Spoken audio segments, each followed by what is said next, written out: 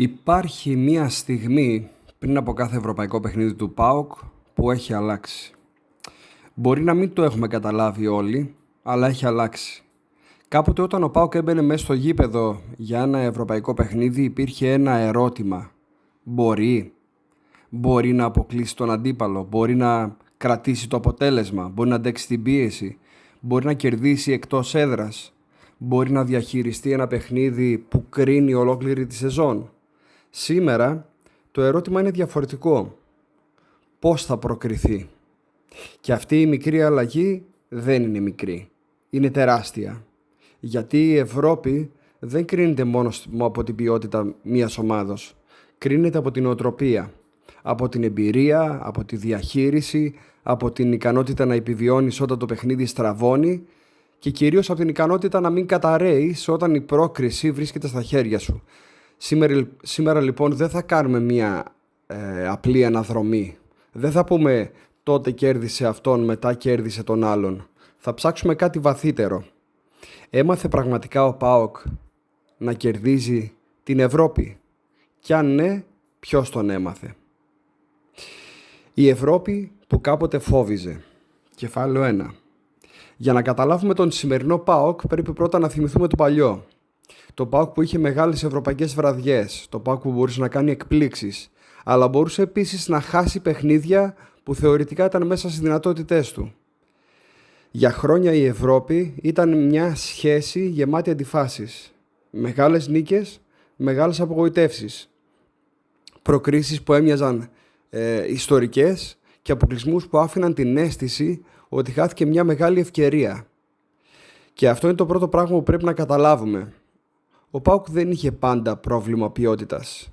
Είχε πρόβλημα συνέπειας. Δεν αρκεί να είσαι καλός για 90 λεπτά. Πρέπει να είσαι καλός και στα δύο παιχνίδια. Δεν αρκεί να κάνεις μια μεγάλη εμφάνιση στη Τούμπα. Πρέπει να αντέξεις και στην έδρα του αντιπάλου. Δεν αρκεί να προηγηθείς. Πρέπει να ξέρεις τι θα κάνεις όταν ο αντίπαλος σου αντιδράσει. Αυτό είναι το ευρωπαϊκό ποδόσφαιρο. Και αυτό ακριβώς άρχισε να αλλάζει στον ΠΑΟΚ. Κεφάλαιο δεύτερο. Το 2020-21 ο ΠΑΟΚ μπαίνει στον όμιλο, αλλά δεν είναι ακόμα έτοιμος. Ας γυρίσουμε λοιπόν στο 2020. Ο ΠΑΟΚ βρίσκεται στον όμιλο του Europa League μαζί με PSV, Γρανάδα και Ομόνια. Και εδώ έχουμε ένα εξαιρετικό παράδειγμα για αυτό που συζητάμε. Ο ΠΑΟΚ μπορεί να κάνει μια εντυπωσιακή εμφάνιση, να διαλύσει την PSV με 4-1, να πάρει αποτέλεσμα στην Ισπανία, να δείξει ότι μπορεί να ανταγωνιστεί, αλλά την ίδια στιγμή να χάσει βαθμούς σε παιχνίδια που έπρεπε να διαχειριστεί διαφορετικά.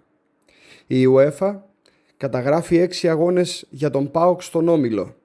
Μια μεγάλη νίκη επί της PSV, 2 ισοπαλίες και ήττες και από PSV, Γρανάδα και Ομόνια. Και τελικά ο ΠΑΟΚ δεν συνεχίζει στην επόμενη φάση. Αυτό είναι σημαντικό γιατί δείχνει πως το ταλέντο υπήρχε, η ποιότητα υπήρχε, η μεγάλη βραδιά δεν υπήρχε. Αυτό που δεν υπήρχε ακόμα σε σταθερό βαθμό ήταν η ευρωπαϊκή διαχείριση. Και αυτή είναι η διαφορά ανάμεσα σε μια καλή ομάδα και μια ομάδα που ξέρει να προχωρά στην Ευρώπη. Κεφάλαιο 3. Μετά ήρθε το Conference League και ο ΠΑΟΚ άρχισε να αλλάζει. Και εδώ υπάρχει μια ηρωνία. Η διοργάνωση που πολλοί αντιμετώπισαν αρχικά ως δεύτερη ευκαιρία αποδείχθηκε εξαιρετικά σημαντική για την εξέλιξη του ΠΑΟΚ. Το Conference League έδωσε στον ΠΑΟΚ περισσότερες ευρωπαϊκές βραδιές, περισσότερα παιχνίδια, περισσότερες καταστάσεις και κυρίως περισσότερες ευκαιρίες να μάθει να κερδίζει. Γιατί η Ευρώπη δεν μαθαίνεται στα λόγια, μαθαίνεται παίζοντας. Μαθαίνεται όταν πρέπει να πας εκτός έδρας, όταν πρέπει να ανατρέψεις αποτέλεσμα, μαθαίνεται όταν πρέπει να προστατεύσεις προβάδισμα. Μαθαίνεται επίσης ότι όταν ο κόσμος περιμένει από εσένα να προκριθείς και ο ΠΑΟΚ άρχισε να το κάνει. Κεφάλαιο 4. Σεζόν 23-24, εκεί που καταλάβαμε ότι κάτι έχει πραγματικά αλλάξει. Και φτάνουμε λοιπόν στη σεζόν που κατά τη γνώμη μου αποτελεί το μεγαλύτερο σημείο καμπής. 23-24. Ο ΠΑΟΚ μπαίνει στους ομίλους του Conference League και εδώ δεν μιλάμε απλώς για πρόκριση, μιλάμε για μια ομάδα που αρχίζει να συμπεριφέρεται σαν ευρωπαϊκή ομάδα.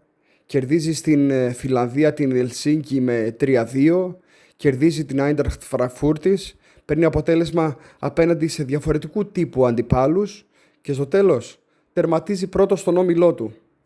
Η UEFA επιβεβαιώνει ότι ο ΠΑΟΚ κατέκτησε την πρώτη θέση στον όμιλό του και προκρίθηκε απευθείας στους 16. Και μετά συμβαίνει κάτι ακόμα πιο σημαντικό. Δύναμο Ζάγκρεπ. Πρώτο παιχνίδι 2-0 η Δύναμο. Πολλοί θα έλεγαν τελείωσε. Ο ΠΑΟΚ όμως δεν το δέχεται. Στη Τούμπα έρχεται το 5-1 και η πρόκριση. Αυτό δεν είναι απλώς ένα μεγάλο σκορ, είναι ένα μήνυμα. Ο ΠΑΟΚ δεν φοβάται πλέον την ευρωπαϊκή ανατροπή και όταν έρχεται η ώρα για τα προημιτελικά, Club Bridge. Εκεί η ιστορία τελειώνει. Ο ΠΑΟΚ αποκλείεται με συνολικό 3-0, αλλά ακόμη και αυτός ο αποκλεισμός έχει σημασία. Γιατί ο ΠΑΟΚ δεν έφυγε από τη διοργάνωση επειδή φοβήθηκε, έφυγε επειδή βρήκε απέναντί του μια καλύτερη ομάδα εκείνη τη στιγμή. Και αυτό είναι τελείως διαφορετικό. Κεφάλαιο 5. Το μυστικό δεν ήταν οι προκρίσεις. Και εδώ βρίσκεται η μεγάλη αλήθεια. Δεν είναι ότι ξαφνικά ο ΠΑΟΚ έγινε ανίκητος. Δεν έγινε. Έχασε. Αποκλείστηκε. Έκανε κακές εμφανίσεις. Και στην Ευρώπη υπάρχουν βραδιές που τον πληγώνουν ακόμα. Αυτό που άλλαξε όμως είναι κάτι πολύ πιο σημαντικό. Ο ΠΑΟΚ έπαψε να αντιμετωπίζει την Ευρώπη ως κάτι εξωτικό. Η Ευρώπη έγινε μέρος της κανονικότητάς του. Και αυτό είναι τεράστια αλλαγή. Όταν παίζεις κάθε χρόνο στην Ευρώπη, όταν αντιμετωπίζεις διαφορετικούς αντιπάλους, όταν ταξιδεύεις, όταν ζεις πίεση, όταν παίζεις παιχνίδια που κρίνουν πρόκριση, αποκτάς εμπειρία. Και αυτή η εμπειρία κάποια στιγμή γίνεται νοοτροπία. Κεφάλαιο 6. Λουτσέσκου, ο άνθρωπος που έμαθε τον ΠΑΟΚ να διαχειρίζεται. Και εδώ πρέπει να σταθούμε στον Ράσβαν Λουτσέσκου και ας αποτελεί παρελθόν από τον ΠΑΟΚ. Γιατί είναι αδύνατο να μιλήσουμε για μεταμόρφωση του ΠΑΟΚ χωρίς να μιλήσουμε για εκείνον. Ο Λουτσέσκου έχει κάτι πολύ συγκεκριμένο. Ξέρει να διαχειρίζεται διπλά παιχνίδια. Ξέρει ότι δεν χρειάζεται να κερδίσεις κάθε ευρωπαϊκό παιχνίδι με εντυπωσιακό ποδόσφαιρο. Μερικές φορές πρέπει να υποφέρεις. Μερικές φορές πρέπει να παίξεις άσχημα. Μερικές φορές πρέπει να προστατεύσεις το 1-0. Μερικές φορές πρέπει να περιμένεις. Και μερικές φορές πρέπει να πεις στους παίχτες σου δεν χρειάζεται να κερδίσουμε σήμερα. Πρέπει να προκριθούμε. Αυτό είναι τεράστια διαφορά και ίσως εκεί βρίσκεται ένα από τα μεγαλύτερα στοιχεία της επιτυχίας του ΠΑΟΚ στην Ευρώπη τα τελευταία χρόνια. Δεν παίζει πλέον για να εντυπωσιάσει, παίζει για να πετύχει τον στόχο. Κεφάλαιο 7. Η εμπειρία των παικτών. Εδώ υπάρχει όμως και κάτι άλλο. Ο ΠΑΟΚ απέκτησε ποδοσφαιριστές που έχουν ζήσει ευρωπαϊκές βραδιές. Ο Βιερίνια, ο Ζίβκοβιτς, ο Τάισον, ο Κοτάρσκι, ο Κωνσταντέλιας, ο Κουλιεράκης, ποδοσφαιριστές με διαφορετικές εμπειρίες, διαφορετικές ηλικίες και διαφορετικό background. Και αυτό δημιουργεί ένα σημαντικό μείγμα. Ο παλιός λέει στο νέο μην πανικοβληθείς. Ο έμπειρος ξέρει πότε να πέσει ο ρυθμός. Ο νέος δίνει ενέργεια και η ομάδα αρχίζει να αποκτά κάτι που δεν αγοράζεται εύκολα. Αρχίζει να αποκτά ευρωπαϊκό DNA. Κεφάλαιο 8. Και μετά ήρθε η νέα Ευρώπη. Από τη σεζόν 24-25 το ευρωπαϊκό ποδόσφαιρο άλλαξε. Δεν υπάρχουν πλέον οι παραδοσιακοί όμιλοι, υπάρχει League Phase με 36 ομάδες. Και ο ΠΑΟΚ βρίσκεται απέναντι σε ένα πολύ διαφορετικό περιβάλλον. Γαλατάσαράι, η γνωστή και η παλιά Στεάουα Βουκουρεστίου, Βικτόρια Πίλζεν, Manchester United, τεράστιο όνομα, Ρίγας, Φερεντσβάρος, Σλάβια Πράχας, Ρεάλ Σοσιεδάδ. 8 διαφορετικά παιχνίδια. Και τι βλέπουμε? Είτε από την Γαλατάσαράι, είτε από Στεάουα Βουκουρεστίου, ισοπαλία με Πίλζεν, είτε στο Μάντσεστερ και μετά αλλάζει ο διακόπτης. 2-0 στη Ρίγα, 5-0 τη Φερεντσβάρος, 2-0 τη Σλάβια. Η UEFA καταγράφει ακριβώς αυτή την πορεία στα 8 παιχνίδια της League Phase. Δεν ήταν αρκετό για να συνεχίσει απευθείας, αλλά ήταν αρκετό για να δείξει κάτι. Ο ΠΑΟΚ μπορεί να αντιδράσει, μπορεί να σηκωθεί, μπορεί να αλλάξει την εικόνα του μέσα στην ίδια διοργάνωση. Και αυτό είναι επίσης χαρακτηριστικό μιας όριμης ομάδος. Κεφάλαιο 9. Αλλά υπάρχει και η άλλη πλευρά.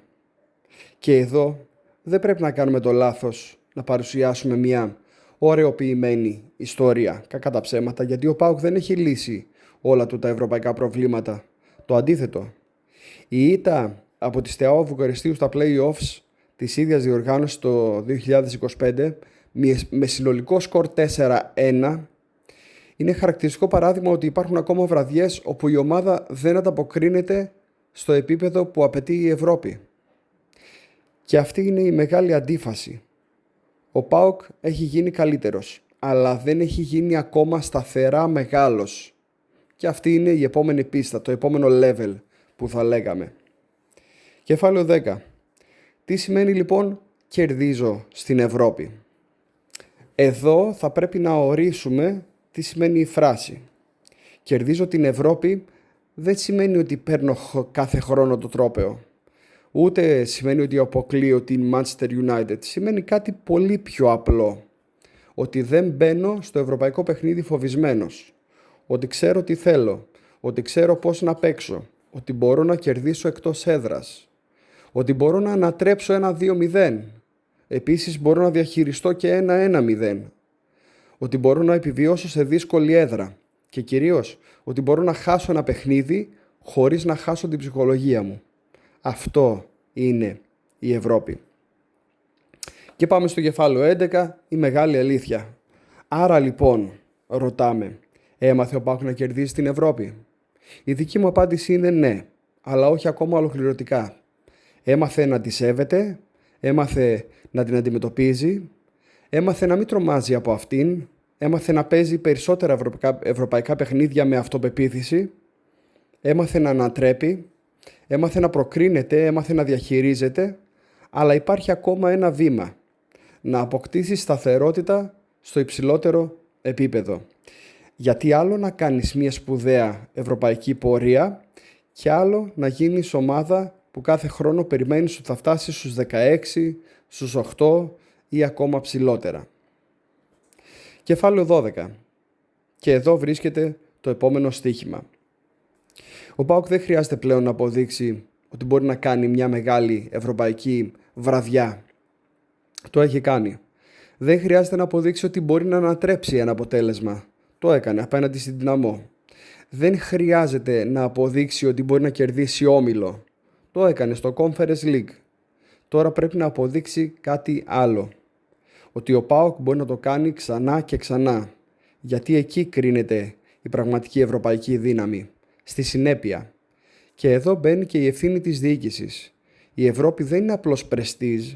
Είναι έσοδα, είναι βαθμολογία, είναι μεταγραφική προοπτική, είναι εμπειρία, είναι εξέλιξη, είναι το επίπεδο στο οποίο πρέπει να συνηθίσει να ζει ο ΠΑΟΚ. Ο ΠΑΟΚ κάποτε έμπαινε σε ευρωπαϊκό παιχνίδι και αναρωτιόταν μπορούμε. Σήμερα μπαίνει και λέει πάμε να το πάρουμε. Αυτό δεν σημαίνει ότι κερδίζει πάντα, δεν σημαίνει ότι δεν αποτυχάνει, δεν σημαίνει ότι δεν κάνει λάθη, σημαίνει όμως κάτι μέσα στο σύλλογο ότι έχει αλλάξει. Η Ευρώπη δεν είναι πια μία επίσκεψη, δεν είναι μία γιορτή, δεν είναι μία παρένθεση στη σεζόν, είναι μέρος της ταυτότητας του ΠΑΟΚ. Και ίσως αυτή να είναι η μεγαλύτερη επιτυχία των τελευταίων χρόνων. Όχι μια συγκεκριμένη πρόκριση, όχι ένα συγκεκριμένο γκολ, όχι ένα συγκεκριμένο βράδυ όπως τότε με την Arsenal, αλλά η αλλαγή της αντίληψης. Ο ΠΑΟΚ έμαθε να πηγαίνει στην Ευρώπη χωρίς να ζητά άδεια. Ο ΠΑΟΚ έμαθε να κοιτάζει τον αντίπαλο στα μάτια. Έμαθε να αντέχει, έμαθε να αντιδρά και τώρα έχει μπροστά του το δυσκολότερο βήμα. Να κάνει την ευρωπαϊκή επιτυχία συνήθεια. Γιατί εκεί βρίσκεται η διαφορά ανάμεσα σε μια ομάδα που κάνει ευρωπαϊκές επιτυχίες και σε μια ομάδα που ανήκει στην Ευρώπη. Και ίσως τελικά η σωστή ερώτηση δεν είναι έμαθε ο ΠΑΟΚ να κερδίζει την Ευρώπη? Η σωστή ερώτηση είναι, έμαθε ο ΠΑΟΚ να πιστεύει ότι μπορεί να την κερδίσει? Και σε αυτή την απάντηση, σε αυτήν την ερώτηση, η απάντηση είναι πολύ πιο ξεκάθαρη. Η απάντηση είναι ναι. Είμαι ο Χρήστος Πάσπας. Αυτό ήταν το Ό,τι κινείται και μέχρι το επόμενο επεισόδιο να θυμάστε. Η Ευρώπη δεν συγχωρεί την αμφιβολία και ο ΠΑΟΚ πλέον έχει αρχίσει να παίζει σαν να πιστεύει πραγματικά ότι μπορεί.